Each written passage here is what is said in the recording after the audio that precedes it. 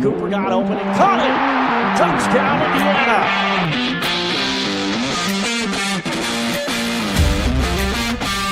Going up the middle is Omar Cooper, and he'll walk into the end zone.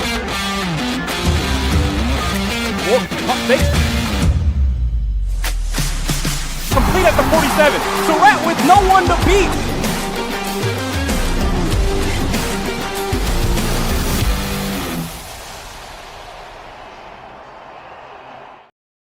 Hello and welcome into Crimson Kickoff. We're live streaming off-site this time.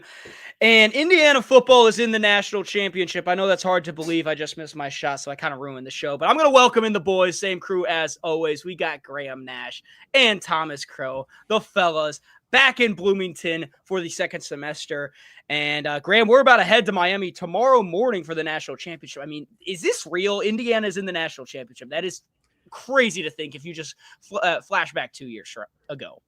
Oh my God. I still can't wrap my head around it. It's insane. Like, our winter break consisted of going to LA for the Rose Bowl and then going to Atlanta for the Peach Bowl. That is just the most unbelievable thing. And it's not going to end. We're going down to Miami, like you said. So it feels like a fever dream to a degree because Indiana football, right? The doormat of college football for the last how many years Indiana football's been a thing, basically. And now, you know, they're in the national championship fighting for a 16-0 season. It's unbelievable.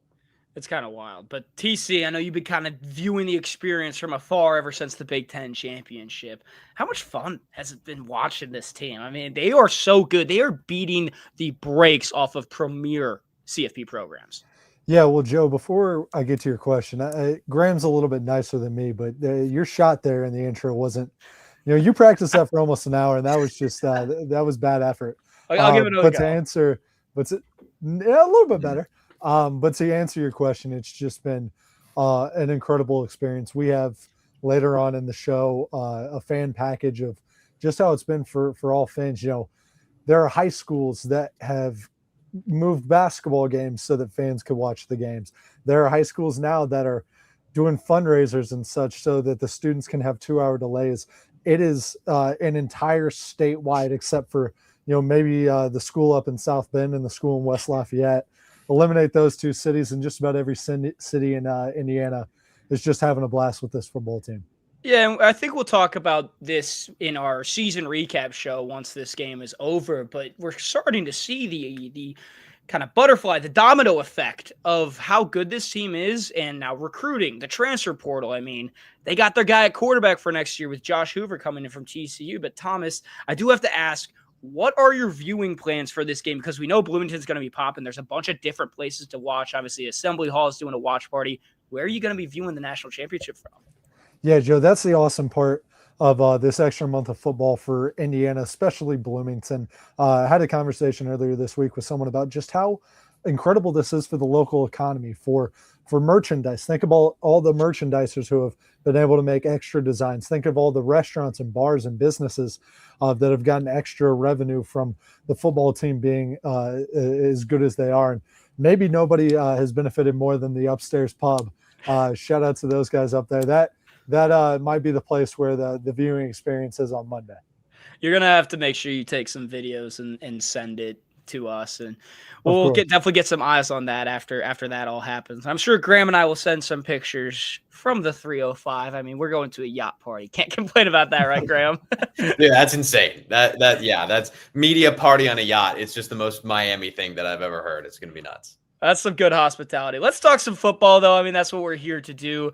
TC, I know actually Graham, you're going to take the reins. First game of the playoffs for Indiana. They had that bye. There was all the talk right there. Can this team perform after a bye? Because the history for the bye teams in this 12-team format is no. 1-7 is the record for the teams with the byes. The one outlier, of course, those Indiana Hoosiers. And they destroyed the big, bad name brand team of college football from the SEC, the Alabama Crimson Tide. Graham, let's go check out those highlights.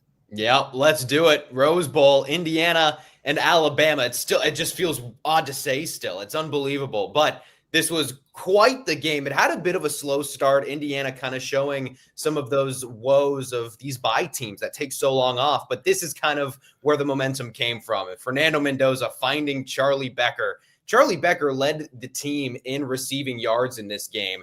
You can see he's getting dirty. That was one thing too, Joe, that we pointed out when we were walking around. It was muddy. It was so wet. muddy. We were really, really curious how that would affect the game, especially on the ground. Indiana only ended up getting 3 out of that great catch from Charlie Becker. But that was just it just got the ball rolling. That's when things started to happen. And this was a big play too. Wildcat snap for Alabama. They hand it to Jeremy Bernard, 4th and 1 in their own territory. And who else but the linebacker crew stopping that play right at the line of scrimmage. Indiana takes over. And Curt Cignetti had a couple viral moments. One was around that play. That wasn't it. But this was a big, big play. Again, Charlie Becker, this guy, he has just become such a threat downfield. He is such a great long ball target. It's actually really improved the run game, which I think is interesting. We could talk a little bit more about that later, but things didn't stop. How about this? Fake the handoff off the back foot, leathers one into Omar Cooper Jr. At this point, it's 17-0. Everyone in the press box is wondering, what is going on right now? Well, there would be more out of the halftime break. What a dot to Elijah Surratt. He was coming back from an injury, played in the Big Ten championship game. We started to see him get back into his groove of things. And then, man, he just kept that going. And how about a little shout out to the run game? Kaelon Black finding the hole and finding the end zone as well. Alabama only had 3 points. This was an unbelievable showing from start to finish. All 3 levels performed. You know, that's what Curt Cignetti wants. That's the first time he smiled all Joe. It was just an unbelievable showing. And I feel like, coming into this game and the big headline that I was seeing was that Indiana was yet to beat a Power 4 team outside of the Big Ten. And everyone was like, oh, Alabama, the SEC, Blue Bloods, they're going to take it to the Indiana Hoosiers. Indiana won 38-3, not just getting that first win against an SEC team in the Curt Cignetti era, but doing it in a dominant fashion against the premier team in college football, the name brand. It was one of the most unbelievable sights that I think a lot of people in that stadium had seen. No one expected that, especially after, during warmups, we're watching Oregon blow the doors off of Texas Tech and keep them scoreless. The vibe in that stadium was there was this nervous energy. Absolutely. And I think the nervous energy comes from the fact, you mentioned it. It was the first Rose Bowl appearance since the 60s for Indiana. Before we had even landed on the moon as humanity, Indiana played in the Rose Bowl, and which is just kind of crazy to think about how far they've come as, the punching bag of college football to winning the Rose Bowl, beating down on just Alabama. That is the institution. That's the team everybody knew for the last 20 years because of Nick Saban, what he's established there. And Alabama went into Norman, Oklahoma, and found themselves down early. And, it's kind of similar. It's like, oh, they're down early, but they know how to come back. They've already done it before. And Indiana just all gas, no brakes. And shout out on that Elijah Surratt touchdown. I almost got drilled. Oh, you did. I was very close. There's a replay of me just kind of sidestepping over there. It's down on the sideline. I forgot to mention that. Oh, it's so muddy too. You said it. I had to deep clean my shoes after. It was, oh man, it was so worth it though. That scene was so cool. They had the bomber fly over and everything. It's one of those moments as just a sports fan, someone who watches sports their whole life. You're like, I feel something right now. Like this is the Rose Bowl. Like that is awesome. And you guys got to tell me here, stealth bomber isn't necessarily very stealthy, is it? Well, in broad daylight, it wasn't super stealthy. On the low, it was loud. It's a little loud for being titled a stealth bomber. They wanted to make sure that we knew it was coming. Because, I think the whole point is that you don't see it. If they had it in sport mode. Usually if you see it, it's too late, right? Is that the saying on stealth bombers? Wasn't getting great miles per gallon on that one. No. I doubt it. But how much do you think it is to fill up a stealth bomber? Like total cost. We're saying like you're tanking it to an Exxon and plugging it in and You're taking it to an Exxon. I would prefer a Shell. I'm taking my Shell bomber to a Shell. You're a Shell guy. Can you get rewards points for that? Dude. If you're just rolling up on a stealth bomber, that'd be a lot of points. Yeah, that would be a lot of points. No, but Rose Bowl win, and I think that's just part of it. is the outside noise in what this team's able to do is block it out. And the goalposts always move. There's always something that people talk about that this Indiana team can't do. And Thomas, they just time and time again prove everybody wrong, no matter the circumstance, it seems like. Yeah, the big thing really the entire last season was they were getting beat in the trenches, right? So they rebuffed and they got back kind of more beef. We've used the word beef so much across so many episodes of this show, but they beefed up the offensive and the defensive line.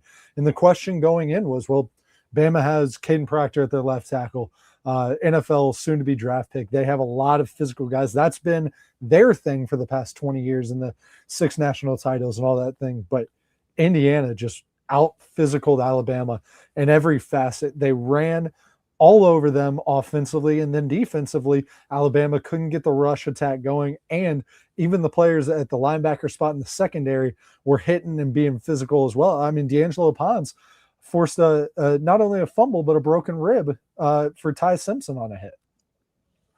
And just how about that run game too? It was one thing, like the Alabama defense, it's been, just as much as a brand as the whole team has been.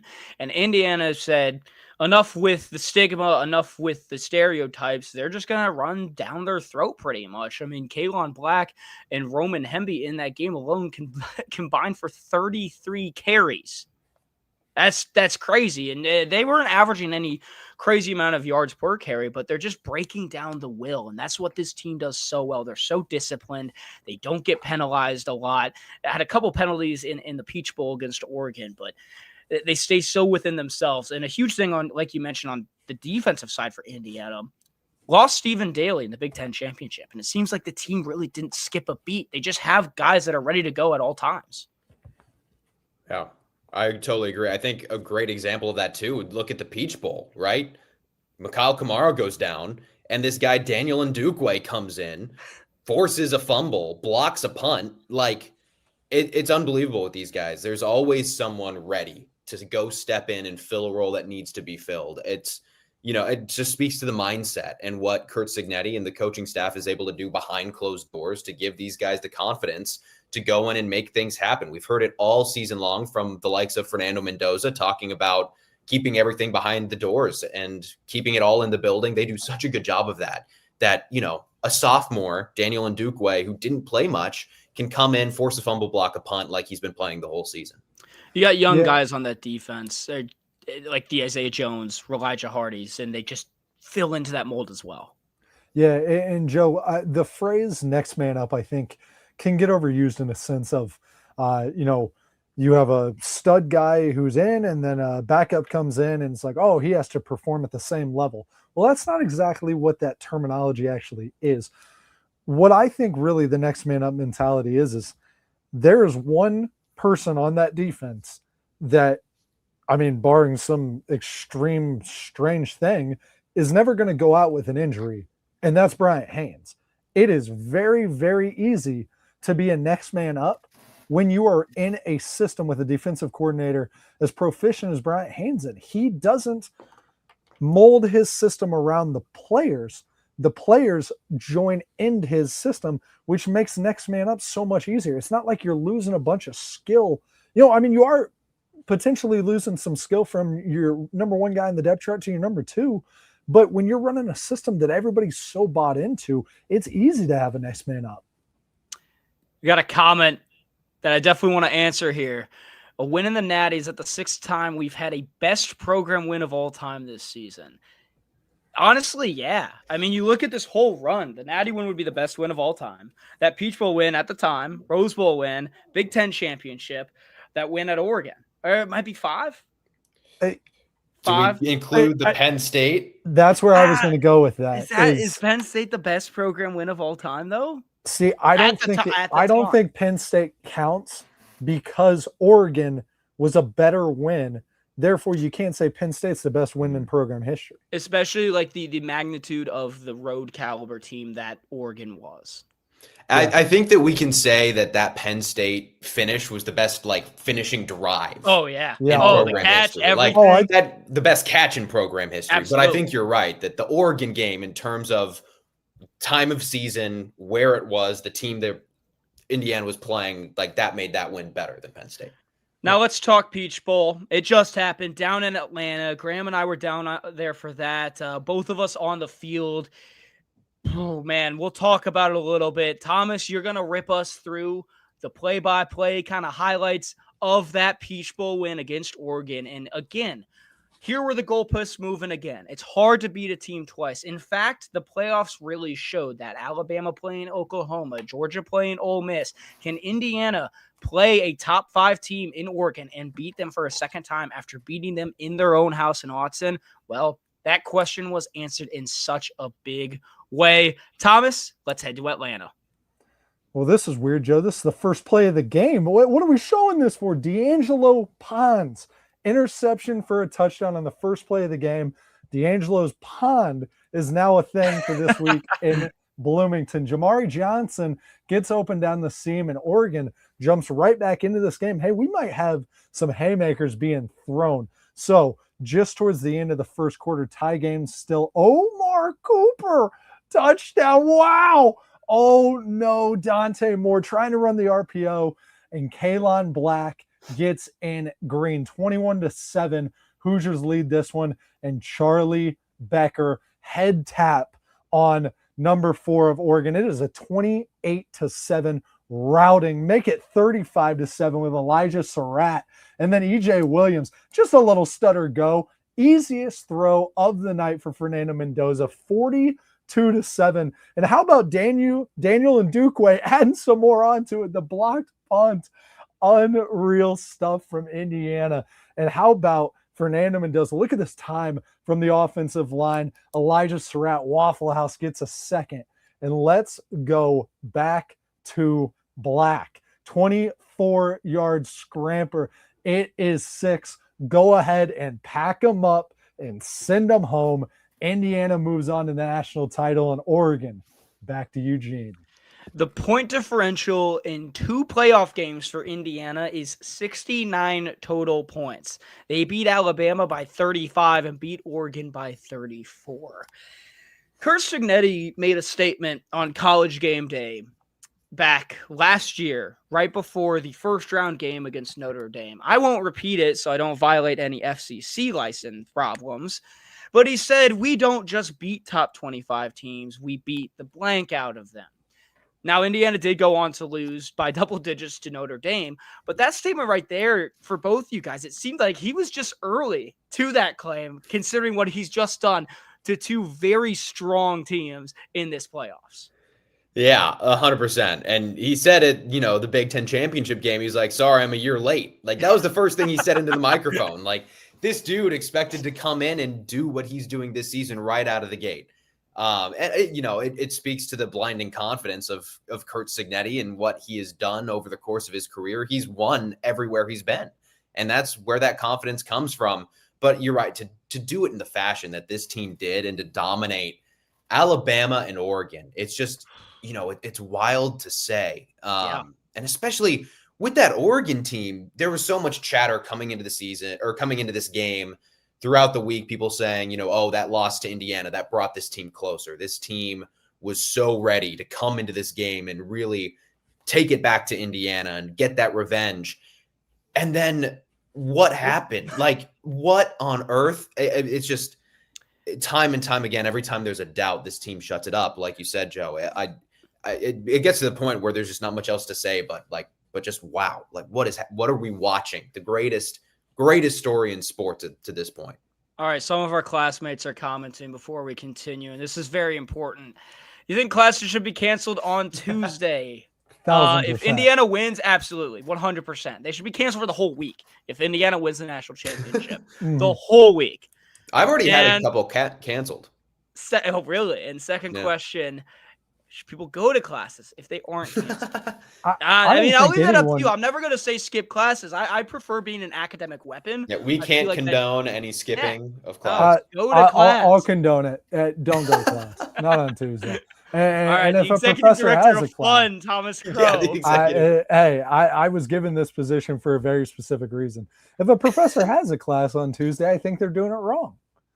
That's true. That's true. I feel like even going into it, you just got to cancel because win or lose, it's gonna be rowdy. It's gonna be a late night. Like, And hey, one more thing on our first comment that we had on the night. I think we did our counting wrong. They asked if it would be our 6th greatest win. We didn't include Illinois at the beginning of the season. Oh, that has to count, right? I forget. Top 10 opponent. There's been so many moments, dude. That happened so wow. long ago. Wow, that was wow.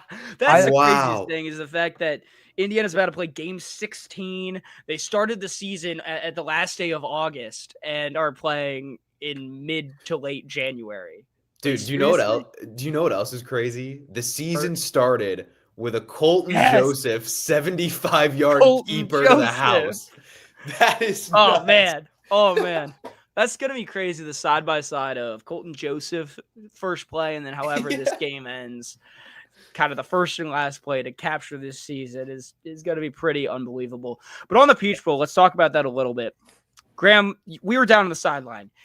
Pons gets that pick 6, gets, an actual pond named after him temporarily. That was the loudest stadium I have ever been in. That place was thumping. It was bouncing. Mercedes-Benz Stadium was rocking. I don't even know if Falcons games have gotten that loud. Dude, I don't know. It was the loudest thing I've ever heard. And it was wild because I was doing sideline for student radio and I was looking down at my phone trying to plan what my next hit would be. And all of a sudden, like, this eruption happens. I jumped out of my skin. It was so loud. And I had earbuds in. I was like listening to what the guys were saying. And it was still so loud. I look up, I see D'Angelo Pons walking into the end zone. And it was just like, what just happened? Yeah. Like the biggest just shell-shocking moment, I think, for Oregon. People are saying, Dan Lanning is one of the greatest motivators in the sport. It's hard to remotivate after that happens. That is just insane. They responded well, too, went on that nice touchdown drive. Yeah. But it was almost a similar situation, and I'm glad you brought up that Illinois game to the Illinois game. That the first touchdown that was scored in Illinois was the block punt touchdown, D'Angelo Pons as well. Very next drive, Altmaier takes the lid off, and then very next drive for Oregon, Dante Moore executes. Honestly, very strong. It was like a 7.5 minute drive, and it's like, okay, this might be a game. But again, this Indiana team is just so disciplined and is able to play at all phases of the game. And we saw Daniel Ndukwe, next man up into the Bryant Haynes system, getting 2 sacks, a blocked punt as well. I mean, have yourself a day. That was awesome to see just from a storyline perspective. But Thomas, it just seems like this team has no weakness. I know we've said it before, but can you even find one? Is there something that you're like, man, they don't do this very well? Yeah, well, just real quick back to the Pons thing. I think after Oregon scored, my first thought was, how incredible is it that Indiana, for Indiana, that their first play might be the biggest play of the game. Getting that extra possession could be the difference in that game. And now, according to our comment, that we need to go visit D'Angelo's pond. We should have done the show from D'Angelo's pond. Well, it would have been cold. It would have been cold. We have some things kind of in the behind the scenes that's going on. But just to think about a weakness for Indiana, right? They run the ball incredibly. They throw the ball incredibly. They have Fernando Mendoza in the playoffs has more touchdowns than he does incompletions. Indiana has run the ball 90 times compared to 36 passes. Indiana is great on the offensive line, great receivers, really well on the defensive line, great, one of the best linebacking cores in the nation, and a very good secondary. But another thing before, I know we'll get into the national title, but you could say very similar things about Miami in all their spots. Yeah, Miami is a very talented team, really, on all sides of the ball. Very talented edge rushers right there. I mean, if Fernando Mendoza didn't exist, they might have the number 1 overall pick sitting on their D-line and Ruben Bain. But let's talk about Mendoza. This guy is incredible. He has 5 incompletions in 2 games, and to go along with that, 8 touchdown passes. He's showing the entire nation why he won the Heisman. He's throwing the ball at such an efficient clip. He's putting the ball into tight windows. Like Surratt had to make some tough plays on the 50-50s, and he's making the right reads. I mean, these are the biggest moments of his life as a football player, and he is playing at the best level I think we have ever seen him. Yeah, 100%. The completion percentage and just the skill that this guy's showing off with where he's placing the football is insane. It's, he's just aging like fine wine a little bit. He just gets better and better. And he's also just getting better and better with pressure. I think it's something that we kind of saw a little bit of early in the season. We talked about this a lot, but it felt like every time he threw an interception, the next drive was a guaranteed touchdown drive. Like, yeah, every time he threw a pick, he just locked in. And he's doing the same thing. The bigger the moment gets, the better his placement is, the better decisions he makes. It's wild. And I do give a lot of credit to Mike Shanahan, because you have to. The things he's scheming up, the looks that he's giving some of these opposing defensive coordinators is insane. And that's definitely freeing up Mendoza. But man, the quarterback is playing at an unbelievable clip. I think what's so interesting is you have these brilliant minds of Curt Cignetti, Mike Shanahan, that really showed at least the Indiana fans that, okay, they're brewing something special. They bring in a Fernando Mendoza. They bring in a Chandler Whitmer, who had plenty of NFL experience, has coached some really high-level college guys as well as a quarterback's coach. And Fernando said it seems like the perfect marriage between all four of those minds, where it just works. And then you throw in an elite receiving core, a fantastic running back tandem, and arguably one of the best offensive lines in all of the country. And they're showing why it works. And it's probably why they are so efficient on offense. They can run the ball. They can run for 200, 300 yards. They've done it this season. Fernando can throw for 5 touchdowns and 300 yards. They just beat teams in every way possible because it's just a group of winners, in all honesty. Yeah, I'm really glad you brought up Chandler Whitmer, Joe. Think about, when you think about Indiana football, maybe the public thinks, oh, Curt Cignetti is the guy. But, you get a little deeper into it, maybe into the more IU-centric fan base, they think, oh, Mike Shanahan and Bryant Haynes are doing incredible jobs. But then when you get even deeper into it, kind of into maybe the media realm or the really diehard fans, then is when a guy named Chandler Whitmer gets brought up, and he should be brought up plenty more. Look at what Fernando Mendoza was doing at the beginning of the season. Not that he was playing poorly, but look at what he's doing now. He has, like we've said it a lot. Everyone has said it all week, but we'll keep saying it. 8 touchdowns, 5 incompletions in the playoff. And a lot of that has to do with Chandler Whitmer, his quarterback coach, working with him from, the beginning of the offseason to now week 16. That's a guy who deserves so much credit for the growth and, just the transformation that Fernando has had. I think what's so interesting is, I'd say right around the Michigan State UCLA game is when a lot of questions for Cignetti started getting thrown about Fernando, especially as the Heisman race started to heat up. You had all these different names getting thrown, and Fernando kind of was right in there at 1, 2, 3, just kind of at the time as far as odds and as far as people talking about him. And Cignetti says, like, he hasn't even scratched the surface of what he's capable of. And, it's like, man, he's playing like one of the best quarterbacks in the country. And then you come to the playoffs, and it's far and away that he is the best player on that field. He is the best quarterback in the country. It's like, it's crazy that Cignetti has this almost ability to manifest surreal moments, like going to the Big Ten championship, like creating Indiana into what he said, the emerging superpower of this sport. And enough of the Mendoza talk. His roommate, Charlie Becker, breakout season. Really, one of the last recruited guys under Tom Allen's tenure. Decided to stay when Cignetti came into town.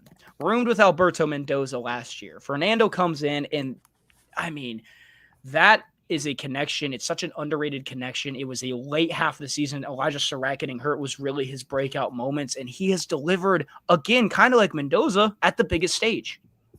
Yeah, he has. And, obviously, whenever you're playing, watching, consuming football, however you do, you never want injuries. But it kind of felt like Surratt going out is what Charlie Becker needed to reach this level. He was thrown into the deep end a little bit. It was in the midst of the Big Ten slate, and he played some of the best football that we've seen from one of these receivers in those big games. I mean, that catch that he made before Omar Cooper at Penn State was one of the best catches that I've ever seen. It was just that it was followed by the best catch that I've ever seen, and people kind of forget it. But he's got such a good first step, and he's got great length and physicality. He just goes up there and can pretty much outplay you in any man-to-man situation. He's He's so good in that man-to-man coverage. Anytime Fernando sees that, where he's just lined up against one guy and there's going to be open field, he's licking his chops because he knows that Charlie Becker's got a better than 50-50 chance to bring that ball down. It's unbelievable. Yeah, I don't want to be – this will be the second time that I've been a Grinch on sports terminology, but the phrase of throwing up a 50-50 ball is just ridiculous to me. When you have guys like Charlie Becker and especially Elijah Surratt, it's not a 50-50 ball. Those are guys who win those, jump ball catches multiple times, many, many times. I mean, when you're throwing the ball up to Charlie Becker or Elijah Surratt, they've proved it over the last couple of weeks. The opposing DBs are looking at a 30 to 70 chance at best. Yeah, and obviously they call it 50-50 ball, I think, just because of how tight the window is. But to your point, Thomas, like Surratt, Becker, they know where the ball is going. The DB doesn't. And that's where it comes to that advantage. That's where it comes from, the reps on reps on reps. And something that Surratt mentioned on some of the fades that were working like against Oregon is him and Fernando would sit down and he sent him a bunch of footage of Devontae Adams and Aaron Rodgers learning how to just get those, 15 to 20 yard kind of fade routes, back shoulder, putting it into those tight windows. And, it's coming to fruition, and that connection is dangerous. But Charlie Becker, man, what a moment he's had in these playoffs. I mean, the fact that he scored in both playoff games, that tight window throw, oh man, down the seam against Oregon, that was great. The catch, being able to just leap up there. I mean, he opened up the Rose Bowl with the first touchdown. That was the first ever touchdown that Indiana's ever scored in the Rose Bowl because they didn't score one back in 1968. It's crazy what these weapons can do for Indiana, and we haven't even talked about the ground game yet. Yeah, I really like what you said, Thomas, too, about Surratt. Just like when he goes up for a ball, it's a catch. And what I've come back to, I saw a stat that the average age of this Indiana football team is 21. Yeah. The average age, sorry to bring up a sore subject for some, but the average age of the Green Bay Packers is 23. Like, that's pretty wild. 2 age difference between a team that made the playoffs in the NFL and the best team in college football. It, to me, just comes down to the fact that these are experienced guys. These are guys that have played so much football in their life. And then on top of that, they've worked to be more physically imposing. They're a little bit bigger. They're stronger. They can make those contested catches. There's one catch in the first half that Surratt made in the Peach Bowl where he made the DB look like a little kid. Like he just reached around him and grabbed it. And it was like, what are we watching? It's a totally different strategy that Cignetti is kind of implementing, one we haven't seen, because the transfer portal is now all of a sudden allowing that, where you can bring in these really experienced guys who have played games on games on games at the collegiate level and at the high level. And, he's riding with it. But man, there are some grown men on this team that are making plays, and it really helps your quarterback. I mean, it shows some of the adaptability of Cignetti and how he just adjusts to the changing winds of college football. And, for a guy that's in his 60s to be able to just, snap his fingers and understand what he needs, what he wants people to buy into his system, he goes and grabs a Pat Coogan, a guy who's playing in his 5th, 6th year of college football, but knows what it takes to play at this high level. I mean, he played in the national championship last season, and then himself and the whole offensive line won Rose Bowl offensive MVP. That's awesome. Love that the big boys are getting their flowers right there, or their roses in that regard. But, I mean, that's just kind of what it takes. You need some guys, especially in a situation like Indiana where the recruiting pool wasn't very strong, and it takes some time to really generate the recruits. And I think we're starting to see that a little bit. There's some guys that have been committing that, beating out the Alabamas, the Notre Dames of the world as far as getting commits to go to Indiana. But you have to go into the portal. And they really had to dip in heavy the first year. They dipped in a little less in 2025 into this season. And they'll probably dip in less into next season. And you just kind of have a little more balance. But the talent evaluation from this staff, from Cignetti, is so strong that they're getting these experienced guys because they know that they know what it takes to go win games. Yeah, guys, I'm going to get a little out here with the comparison. But remember last year, March Madness, Duke. Bunch of freshmen, 5 stars, high-level guys, but all young. Then you look at Houston in the Final Four. bunch of guys who have been there playing under the same coach for multiple years, seniors, graduate players. And when the time got tough, when they were down, I think 11 points with only a few minutes to go, that experience kicked in. They didn't panic. They didn't lose their wits about them, whereas the younger guys on Duke did. What I'm getting at here is that these guys for Indiana, have they been at this stage before? No, they haven't. But have they played enough football and enough high-level football to understand what it takes to prepare well, to treat your body right, to get in the weight room early in the season, and then to trust their coaches so that when the time comes and you're playing a team that has more 4 stars or 5 stars than you, you're better prepared, you're more confident, you've been under the same coach for most of the guys for a long time, and it translates very well. Yeah, I mean, that's the thing, is their mentality, the mindset that they have, their ability to flush out any negative news, their ability to delete social media and be disciplined. It's what makes these guys so successful, and they're so mature. Even in their early 20s, they have a maturation about them that you really don't see from people that age. And I am in my early 20s, to put it into perspective. But rather than us sitting here and kind of nitpicking moments throughout the season before we preview this national championship game, Mike Badrov, one of our very own, he put together a kind of montage that signifies some of the biggest moments of the season, some of the records that have been set. He put in a lot of work for this. So we're going to step aside. We'll be back in a couple minutes before we preview Miami versus Indiana in the national championship game.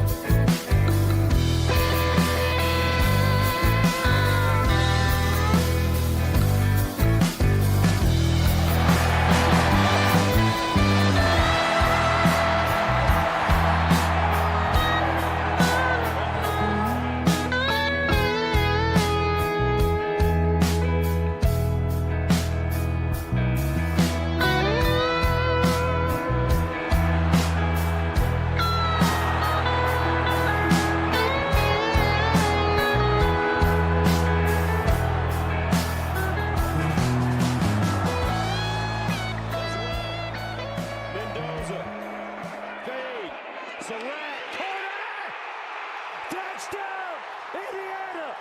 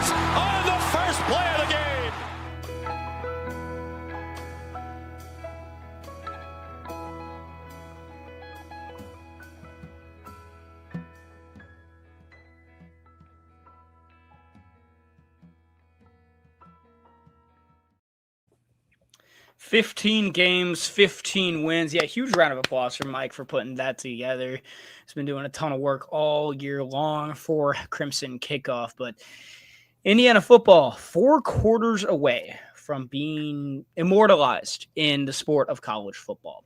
And not just because they would be national champions, but because they would be the first ever 16-0 team in the modern era of college football. They would be one of the most dominant teams in the history of college football. They have the Heisman winner, the Dodd Trophy winner, some of the best overall awards throughout this entire team. All of them reside now in Bloomington, except that national championship. 4 quarters remain, and they have a tough task in front of them. The Miami Hurricanes playing in their own backyard, Hard Rock Stadium. That's going to be fun. I mean, the weather in Miami looks great for this upcoming week and weekend, but let's look at those Miami Hurricanes, the last challenge for those Indiana Hoosiers. 13 wins, their most of all time because of the college football playoff, kind of changes that. And they were at a point in this regular season where it really looked like their season was kind of done as far as playoff aspirations. They lost to SMU. They lost to Louisville. And it's like, whoa, I mean, Carson Beck really did not have great games in those outings right there. I mean, at SMU, he really kind of blew that one away with some costly turnovers. But they rallied after their really red-hot start. They rallied, came back, and have just run the gauntlet to the national championship, knocking off some very good and hot teams on the way. And, you know, I guess this is now the team to beat for Indiana. It's the next game on the schedule. Yeah, the first thing that I think about with Miami is they're the last team in. And there was a good amount of, people around the college football sphere that didn't even think they should have been, and they thought that Notre Dame should have gotten that last spot. So for Miami to be able to go and take command of their position and get into the playoff and win a game against Ohio State and, to move on now with a chance to win a national title, that's an impressive job from Mario Cristobal. Absolutely. And the defense of this team is so stout. Mentioned it a little bit earlier in the show, but it's the two guys roaming around on the edges that you just have to look out for really every play. Akeem Mesidor and then Ruben Bain Jr. These guys create havoc in the backfield and have made opposing quarterbacks' lives pretty miserable. We're not on the air. Our stream is unavailable. It got suspended for policy violations. Really? Yeah. Policy violations? Yeah. No. Dude, there was actually some guy named Indy Nation 613. Dude, we had 10 people watching. Well, thank you. I mean, we're still streaming, though. We're just not live on YouTube. Yeah, but I don't think we'll be able to put I think we got to start it or stop it and restart it. If possible.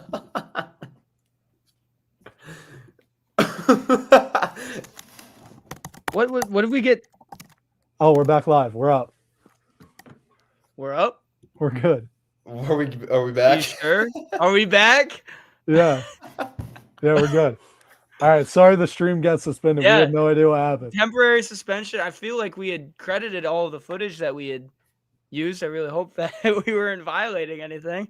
Oh, we're back. We're back. Thank goodness we're back. Yeah. Look, loving the support. All right. We're back. With the remaining time we have, let's talk about Miami. And like I mentioned, Ruben Bain and Akeem Mesidor, those guys are game wreckers. Yes, you dude, 100%. I mean, it's kind of gnarly what they've been able to do this season. And just in the playoffs, I mean, they have forced the opposing quarterbacks to get rid of the football so fast. I think it's like an average of 2.4 seconds has been how long the opposing quarterbacks have been able to hold the football against these two rushers. I mean, they rank 2nd and 6th, respectively, in QB pressures this season, not just in the playoffs.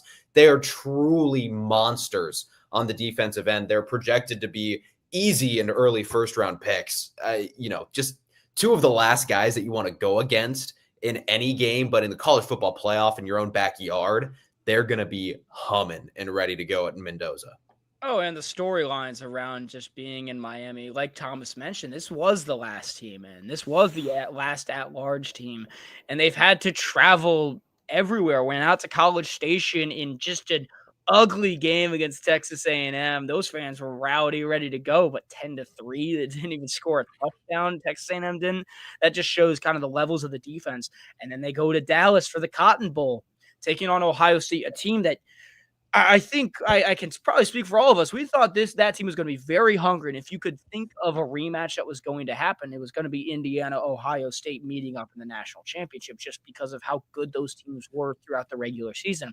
And what Miami did, pick six on Julian Sand, that really is the game right there. They were never able to bounce back from that moment, and Miami just kept them at arm's length for the remainder. And then the most recent game in the semifinals.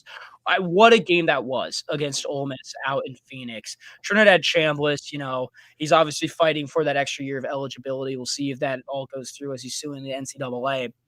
But the storyline around Ole Miss with losing their head coach and really just knocking on the door of that national championship. Miami's trailing late in the fourth quarter. What a good drive. There's been times this season where Miami's had to have some moments, and they haven't been able to, like the Louisville and SMU game. But that one right there, Carson Beck and company, they stepped up in a big way. Malachi Toney he's a matchup nightmare for any DB, and they showed up in a big way, and now they punched their ticket. And everybody saw Michael Irvin just going crazy on the sidelines as well. Yeah, what's really cool about Miami is we talked about experience for Indiana and how much these guys have. Well, a different kind of experience for Miami is the fact that they've done it both ways in this playoff. They've played a tight game that they kind of controlled for the entire time against Texas A&M, and then against Ohio State, they got the lead early and had to maintain that lead. Whereas against Ole Miss, towards the fourth, or in the fourth quarter, they had to chase that lead. So they know what it's like to come from behind, and they know what it's like to keep a lead. That's something to definitely monitor. I know that Indiana has some experiences like that as well. They're battle tested. I mean, both teams are. This is it. This is, last man standing as it happens in the national championship. And what's so interesting about this game being in Miami, you look at an Indiana perspective. Fernando Mendoza and D'Angelo Pons, both from Miami. I mean, Mendoza's high school is like 20 minutes from Hard Rock Stadium.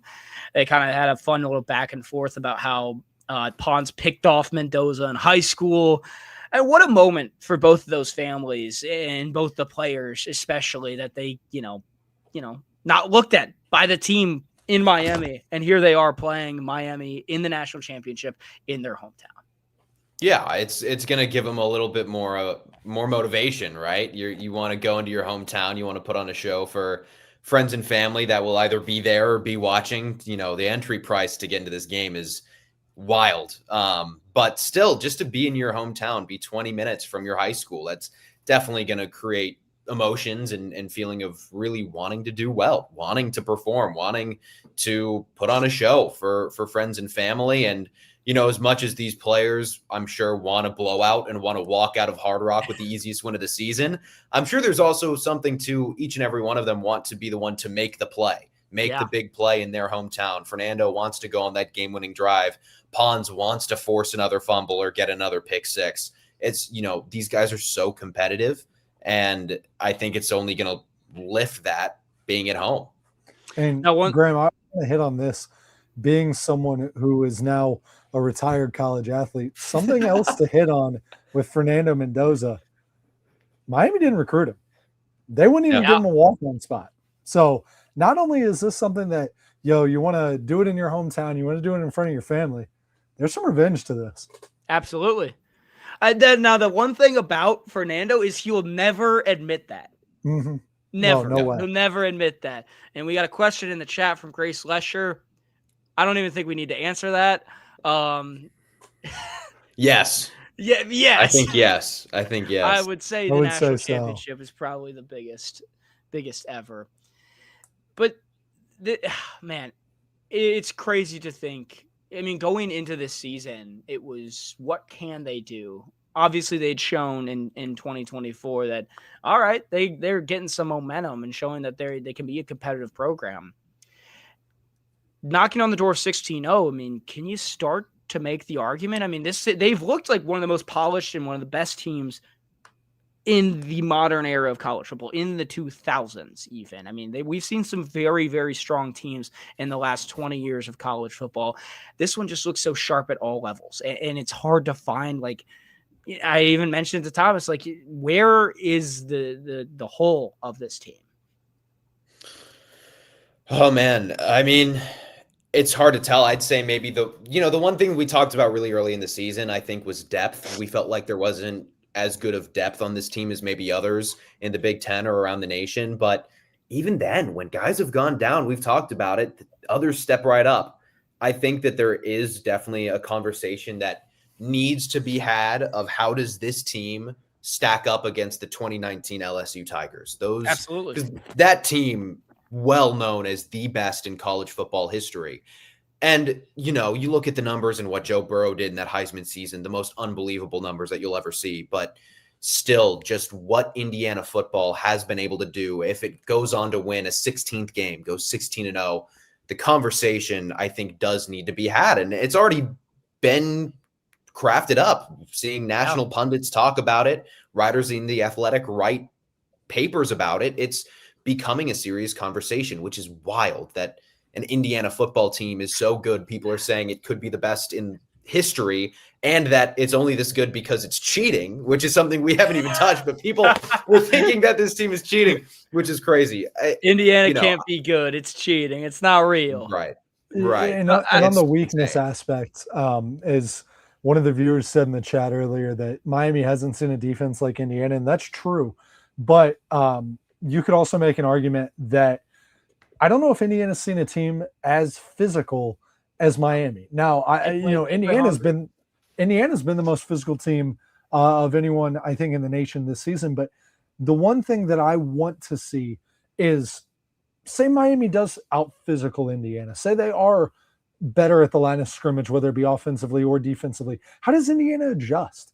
On defense, do they bring more guys? Do they drop back in coverage more?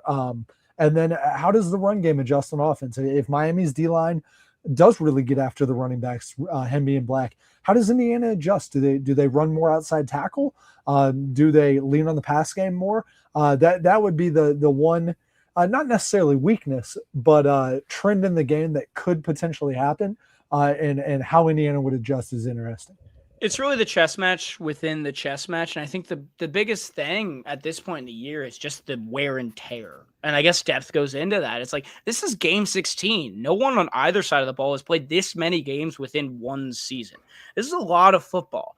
And I mean, they won't admit it, but their bodies, their minds, they're tired. There's been a lot that's happened in the last 2 months for both of these teams. I mean, Indiana, Big Ten champions, Heisman Trophy, and then obviously the big Rose Bowl and Peach Bowl win. In Miami, they're terrified in early December on if they're even going to be playing in this moment, and then having to pack their bags.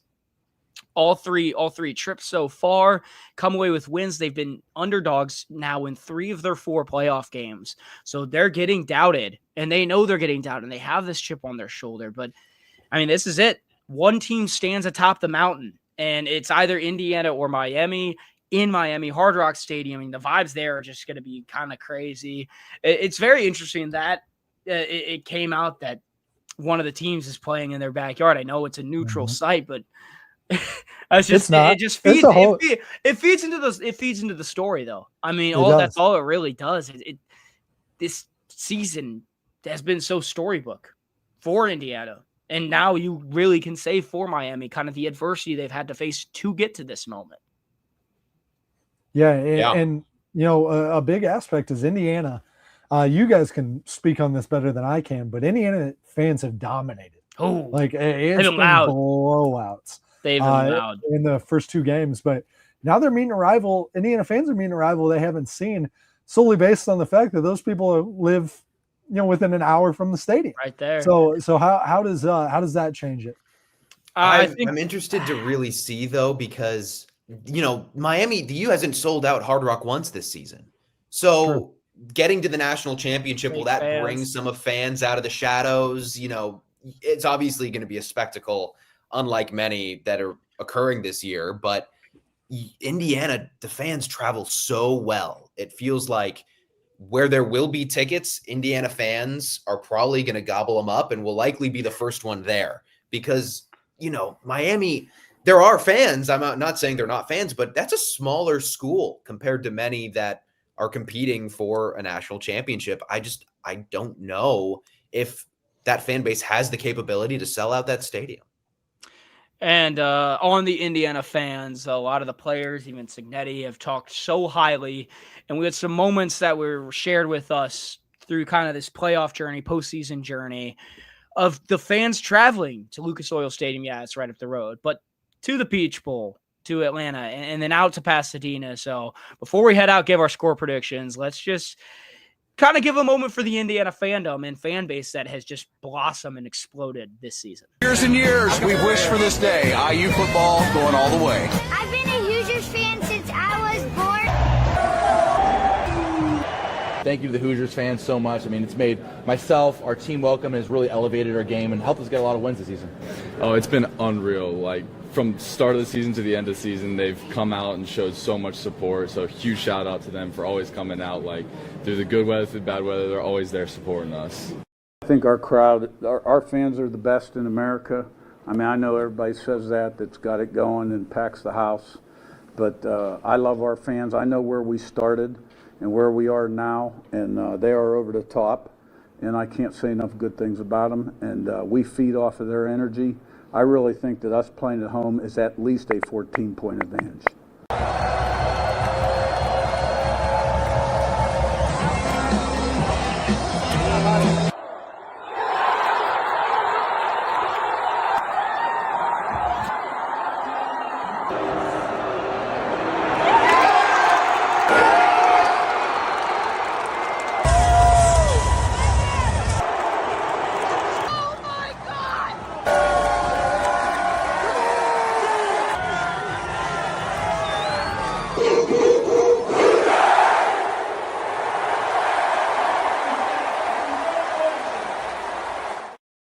There's almost chills, like Pasadena, California, and that many people responding with the Hoosiers chants. It's the dormant fan base that is finally sniffing success for the first time ever, and they're losing their minds, and rightfully so, right?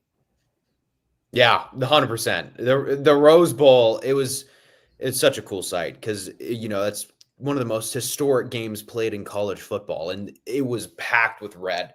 Sure, both teams were red now that I'm thinking about it, but it was cream and crimson. It was the Indiana red. That whenever Alabama would do anything and take the field, it would just rain down boos. It was clear that Indiana dominated that scene, and everyone stuck around afterwards to watch the trophy presentation. Same in Atlanta.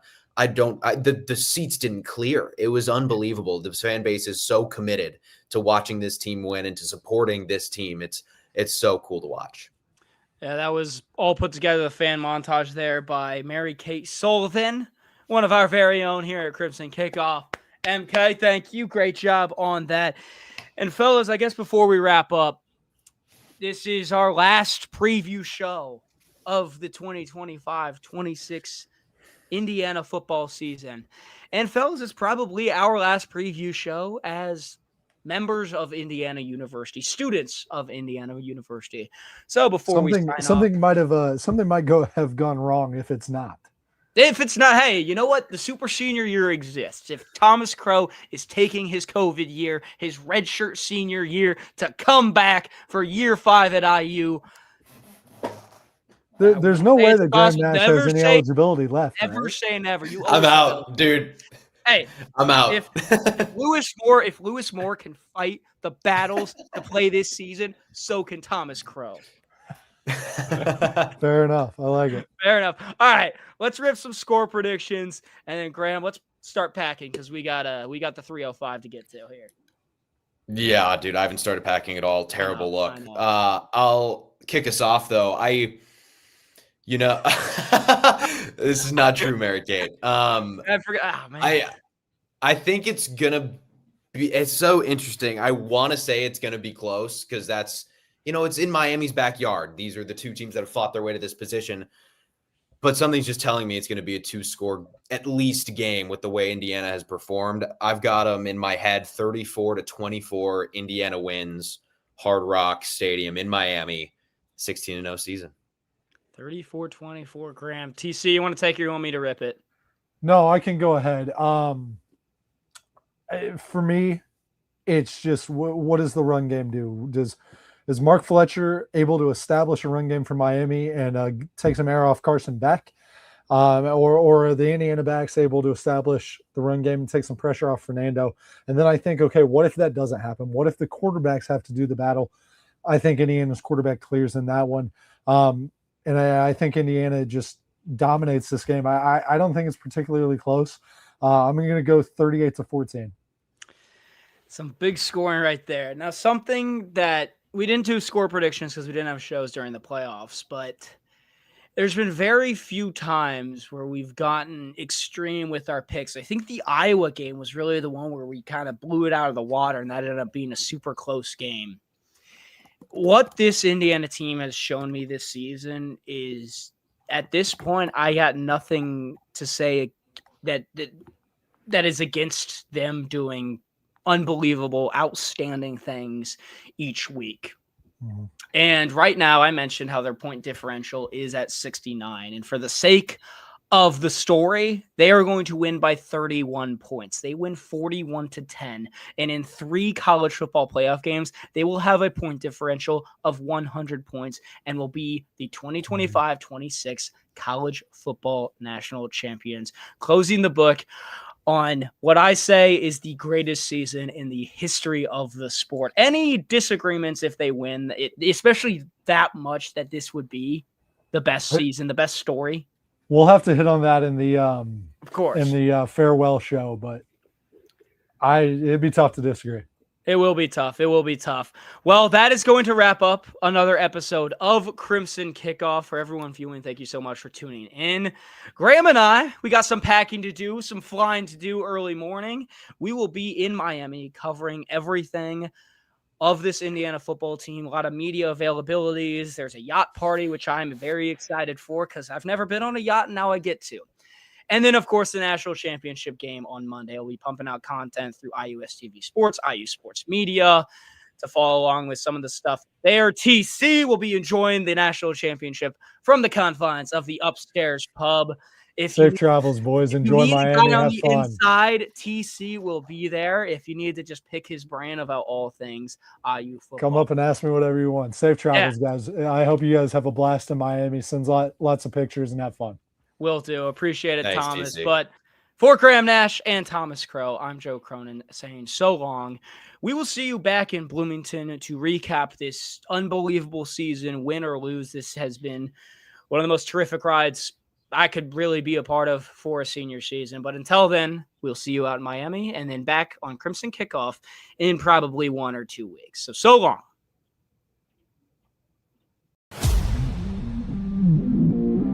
Cooper got open and caught it. Touchdown, Indiana.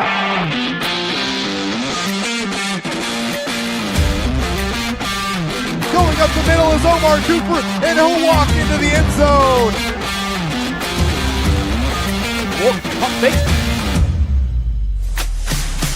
Complete at the 47. Surratt with no one to beat.